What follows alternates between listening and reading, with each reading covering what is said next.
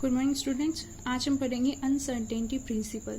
सबसे पहले in classical mechanics ये पॉसिबल था कि हम मोमेंटम और जो पोजीशन होती है एक पार्टिकल की उसको हम डिफाइन या मेज़र कर सकते हैं simultaneously.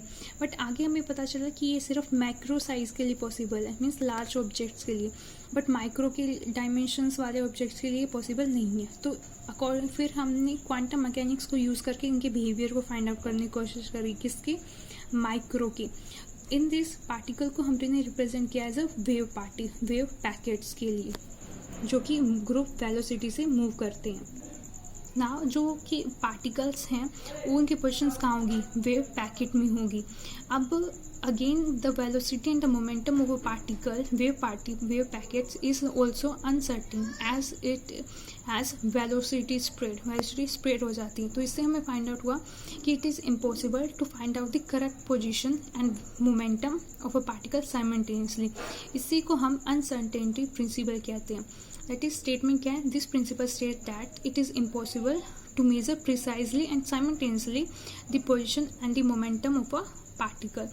For example, delta x हमने क्या ले लिया, uncertainty in the principle in the measurement of the position, and delta px क्या है, uncertainty in the measurement of momentum. तो according to this principle, the product of these both two in uncertainties, it is equal to the order of h cut. ठीक है, that is h cut h by 2 pi where h is Planck's constant. Okay, means इनका product क्या होगा, h। इसका मतलब अगर हम एक को जीरो करते हैं, एक को डिफाइन करने की कोशिश करते हैं, तो दूसरा इन्फिनिटी पे जा रहा है, तो ये पॉसिबल है ही नहीं।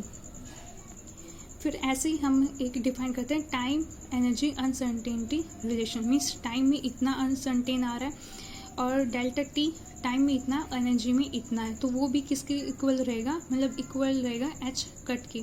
फॉर एग्जांपल कि अगर हम टाइम ज़्यादा लगा देते हैं, ठीक है, तो हो सकता है कि वो सिस्टम जो है अपनी इनिशियल स्टेट में वापस आ गया। तो इनिशियल स्टेट में जब वापस आ जाएगा तो हो सकता है कि वो सर्टेन हो जाए, ठीक है। तो जैसे हम टाइम को बढ़ा देते हैं यहाँ पे, तो ये जो एनर्जी है या फिर वो भी सिस्टम सर्टेन हो सकता है। तो that is time energy uncertain relation, that is simultaneously determination of the time and energy of a particle.